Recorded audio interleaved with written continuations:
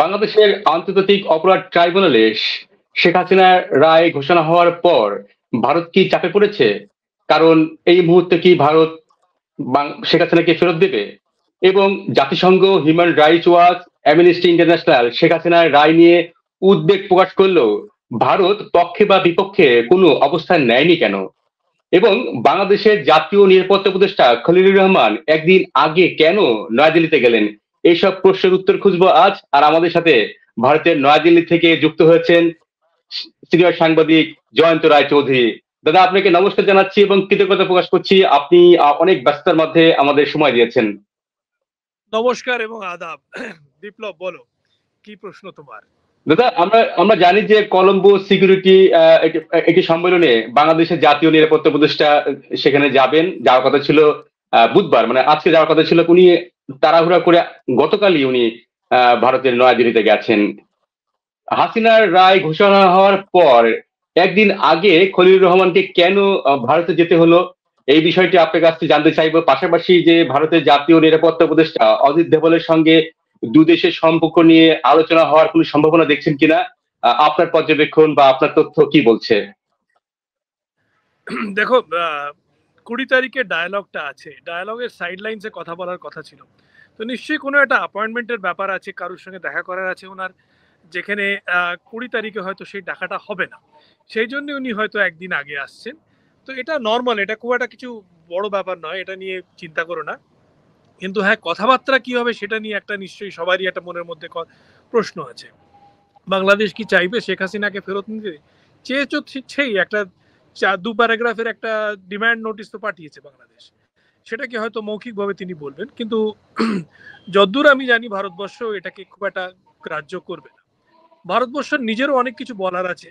এতগুলো জঙ্গিকে বাংলাদেশ ছেড়ে দিয়েছে তার জেল থেকে, তারা অবস্থান নিচ্ছে, তারা বাংলাদেশের মধ্যে জঙ্গি ঘাঁটি তৈরি করার চেষ্টা করছে, তার একটা ইম্প্যাক্ট, স্পিল ওভার এফেক্ট ভারতবর্ষে হতে পারে। আমরা দেখতে পাচ্ছি যে পাকিস্তানের কিছু জঙ্গি গোষ্ঠীর লোকেরা বাংলাদেশে যাতায়াত করছে, তাদের সঙ্গে দেখা করছে। আইএসআই এর টিম বারবার বাংলাদেশে যাচ্ছে, এবং তারাও তাদের ওখানে যে অপারেশন আছে সেটাকে স্ট্রেংথেন করেছে, বিফ আপ করেছে। এগুলো খুব একটা ভালো লক্ষণ নয়। সেগুলো নিয়ে নিশ্চয়ই কথাবার্তা হবে। কি কথাবার্তা হবে সে তো আমি বলতে পারবো না, কিন্তু এগুলো নিশ্চয়ই আমাদের একটা চিন্তার, একটা উদ্বেগের ব্যাপার আছে। সেগুলো নিয়ে আমরা নিশ্চয়ই সেই উদ্বেগটা জানবো কোনো না কোনো পথ দিয়ে, বা কোনো না কোনো জায়গা, বা কাউকে না কাউকে এটা বলবোই। এটা প্রথমত। তোমার অন্য প্রশ্নটা ছিল শেখ হাসিনাকে নিয়ে।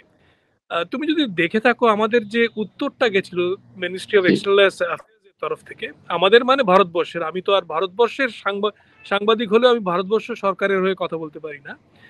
সেই উত্তরটা প্র্যাকটিক্যালি একদিক দিয়ে বলতে পারো কান ঘাট করে বাংলাদেশের ডিমান্ড নোটিশটাকে অগ্রাহ্য করে বলেছে, আমরা দেখেছি, আমরা নোট করেছি যে এরকম একটা ইন্টারন্যাশনাল ক্রাইমস ট্রাইব্যুনাল, সেটাতে আবার দুটো মানে কি বলবো, উইদিন প্যারাফ্রেজ রেখেছে, মানে ইন্টারন্যাশনাল ক্রাইমস ট্রিবিউনাল আদৌ ইন্টারন্যাশনাল ক্রাইমস ট্রিবিউনাল কিনা সেটা নিয়ে একটা সন্দেহ বা একটা প্রশ্ন চিহ্ন রয়েছে।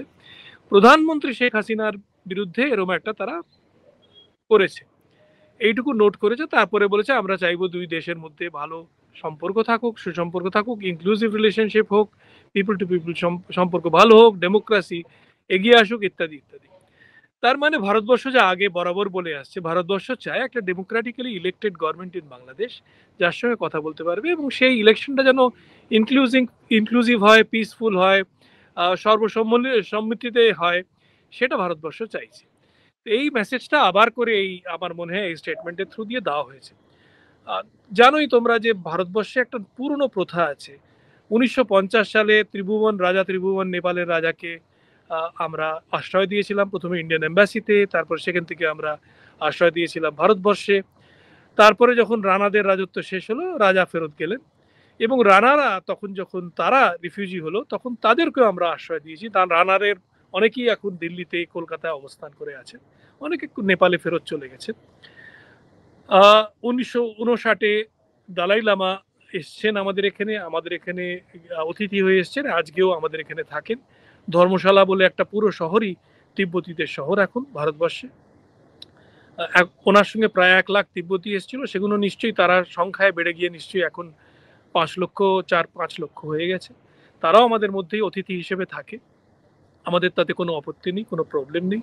এটা আমাদের পুরনো রীতি, আমাদের মানে আদিকাল থেকে চলে আসছে, মৌর্য সময় থেকে চলে আসছে। এই রীতিটা আমরাও এখনো অক্ষুণ্ণ রেখেছি। আহ, অং সান সুকির বাবাকে মারা দেওয়ার পরেও তিনি এখানে ছাত্রী ছিলেন এলএসআর লেডি শ্রীরাম কলেজে দিল্লির শহরে, এবং তাকে আমরা যথেষ্ট রেসপেক্টের সঙ্গে রেখেছি। পরে নাজিবুল্লাহ যিনি প্রেসিডেন্ট ছিলেন আফগানিস্তানের, তাকে আমরা দিতে চেয়েছিলাম, কিন্তু তাকে মেরে ফেলেছিল তালিবানের লোকেরা।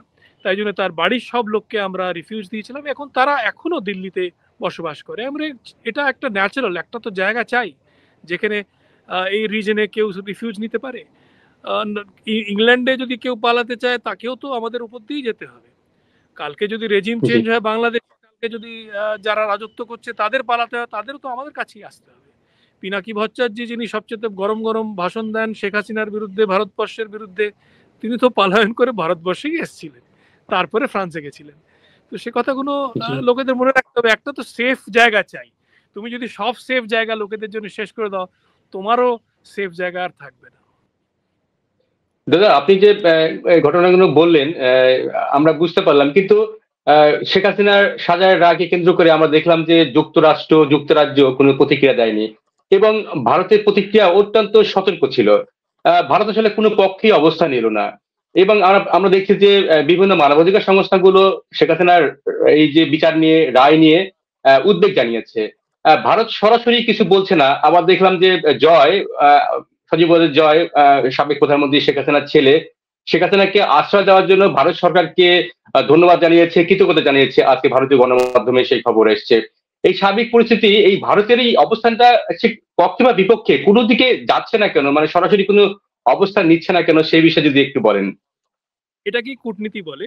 আমরা তো অবস্থান ক্লিয়ার, আমাদের যে ট্রিটিটা আছে বাংলাদেশের সঙ্গে সেখানেই অবস্থান ক্লিয়ার আছে যে পলিটিক্যালি যদি কোনো কোনো জাজমেন্ট হয়, তাহলে সেই জাজমেন্টটাকে এই ট্রিটির মধ্যে আমরা ধৈর্য করি না।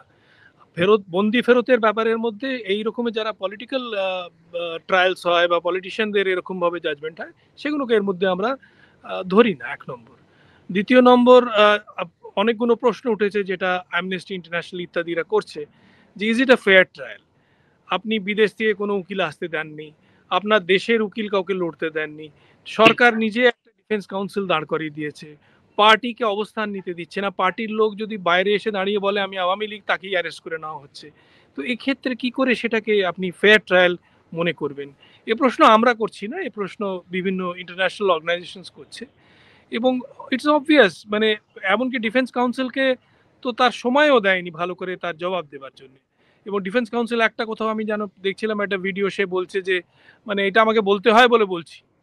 মানে তা বলতে হয় বলে বলছি, তাহলে কিসের defence council? Defence council has to believe in the case. তো এই জিনিসটা তো একটা, মানে যে ক্যাঙ্গারু কোর্ট যারা বলছে, আহ, এটা তো আমরা, সেটা তো দেখছি আমরা ইন্টারন্যাশনাল কিছু অর্গানাইজেশনসরাই বলছে, ভারতবর্ষ কিছু বলছে না, এটা নিয়ে কোনো অবস্থান নিচ্ছি না আমরা।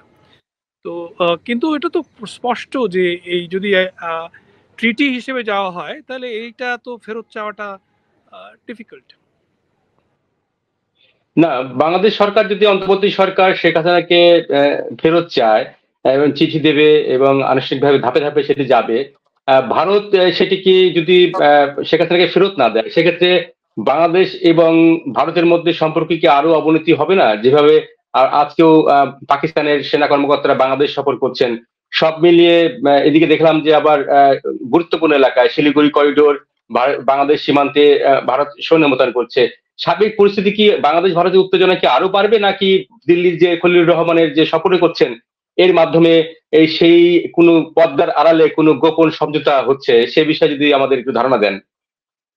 না দেখুন, ভারতবর্ষের তরফ থেকে তো ভারতবর্ষ বরাবর বলছে যে আমরা অন্তরিম সরকারের সঙ্গে কথা বলতে রাজি, কাজ করতে রাজি। এখনো আমরা ব্যবসা বন্ধ করিনি, আমাদের বাংলাদেশ থেকে লোকজন আসছে, আমাদের দেশ থেকে লোকজন যাচ্ছে, এগুলো তো বন্ধ হয়নি। তো সম্পর্ক তো আমাদের তরফ থেকে কোনো রকম ভাবে খারাপ করার চেষ্টা করা হয়নি। বরঞ্চ পায়ে পা দিয়ে কিছু বাংলাদেশের অন্তরিম সরকারের যারা মন্ত্রী আছেন তারা বিভিন্ন রকমের কমেন্টস দিচ্ছেন, greater Bangladesh, chicken snake, Kolkata 4 ঘন্টা, অনেক রকমের চায়নার সঙ্গে হাত মিলিয়ে ভারতবর্ষকে আক্রমণ, নর্থ ইস্টে যাবার জন্য বাংলাদেশ একমাত্র জায়গা, সমুদ্রের দিকে যাবার জন্য অনেক রকমের কমেন্টস আসছে, সেগুলো তো আমরা করছি না। সেগুলো তো সেই কমেন্টস গুলো তো আমরা তো বরঞ্চ এইটাই সারাক্ষণ বলছি যে আপনারা এদিকে এইভাবে ভাবছেন কেন, এইভাবে কথা বলছেন কেন? আমরা তো কিছুই করছি না। আর রইল চিকেন স্নেক তো সবসময় ইট ইজ আ মিলিটারাইজড করিডোর, কারণ আমাদের চায়নার থেকে আমরা যা মিলিটারি আমরা স্টেপস নিই সেগুলো চাইনিজ আগ্রাসনের জন্য, যদি হয় কোনোদিন তার বিরুদ্ধে ন্যাচারালি করব। Defence is always the best way of protecting your self and stop and gaining piece. সেই জন্য আমরা সেই ডিফেন্সটা করে রেখেছি চিকেন স্নেকে। যে ৩টে ঘাঁটির কথা আপনি বলছেন সেগুলো খুব ছোট ছোট ঘাঁটি, তার থেকে অনেক বড় বড় ঘাঁটি চিকেন স্নেকে অলরেডি এক্সিস্ট করছে। তো এয়ারফোর্সের, আর্মির, সেগুলো তো মানে ১৯৬২-র পর থেকেই রয়েছে আমাদের। তো সেগুলো তো ন্যাচারালি বাংলাদেশের জন্য তৈরি করা হয়নি, সেগুলো অন্য একটা কারণের জন্য তৈরি করা হয়েছে। বাংলাদেশ কেন ভাবে যে ভারতবর্ষ তাকে নিয়ে চিন্তা করছে? আমরা সত্যি কথা বলতে ডিফেন্সের দিক দিয়ে চিন্তাই করি না, কথাই ভাবি না। এগুলো বাংলাদেশকে নিয়ে যে একটা ফ্রেন্ডলি কান্ট্রি, আমাদের সঙ্গে কোনো রকমের মতবিরোধ হলে পরেও আমার মনে হয় না যে কখনো কোনো রকমের আহ, আক্রমণ, আগ্রাসন এসব কিছু কোনোদিন হবে। এটা একটা ভুল ধারণা, এটা একটা বোকা বোকা কথা, এবং যারা এটা নিয়ে ডিসকাশন করে তারা আননেসেসারিলি জিনিসটাকে খেলো করছে। দাদা, আপনি অনেকক্ষণ সময় দিলেন। আমি একটা শেষ প্রশ্ন আপনার কাছে করতে চাইবো যে সজীব ওয়াজেদ জয়, সাবেক প্রধানমন্ত্রীর ছেলে, উনি একটি সাক্ষাৎকারে উনি বলেছেন যে ভারতে অবস্থানরত বাংলাদেশের সাবেক প্রধানমন্ত্রীর মর্যাদায় শেখ হাসিনা সেখানে অবস্থান করছে। আসলে কি প্রধানমন্ত্রী পদমর্যাদায় কি শেখ হাসিনা ভারতে অবস্থান করছে? আপনার কাছে যদি এই বিষয়ে একটু কথা শুনতে চাই। দেখুন, আমার সঙ্গে তো শেখ হাসিনা দেখা হয়নি, কিন্তু আপনি যদি কালকে আমাদের রাজার পরশুদিন যে আমাদের এর স্টেটমেন্টটা দিয়েছে সেটা যদি পড়েন, সেখানে কিন্তু লেখা রয়েছে স্পষ্ট করে প্রাইম মিনিস্টার শেখ হাসিনা। তো আর কি কিছু আমার বলার আছে এতে? ধন্যবাদ। জি দাদা, অসংখ্য ধন্যবাদ দাদা, আমাদের সময় দিয়েছেন এবং কৃতজ্ঞতা প্রকাশ করছি আপনাকে আমাদের সময় দেওয়ার জন্য। দর্শক শুনলেন ভারতের নয়াদিল্লির সিনিয়র সাংবাদিক জয়ন্ত রায় চৌধুরীর বিশ্লেষণ। এই বিষয়ে আপনি কি ভাবছেন? তার এই বক্তব্যের সাথে কি আপনি একমত অথবা দ্বিমত? জানতে পারেন আপনার মতামত। ভিডিওটি শেয়ার করুন, লাইক দিন এবং সম্ভব হলে আমাদের চ্যানেলটি সাবস্ক্রাইব করুন। আর এতক্ষণ আমাদের সঙ্গে থাকার জন্য ধন্যবাদ।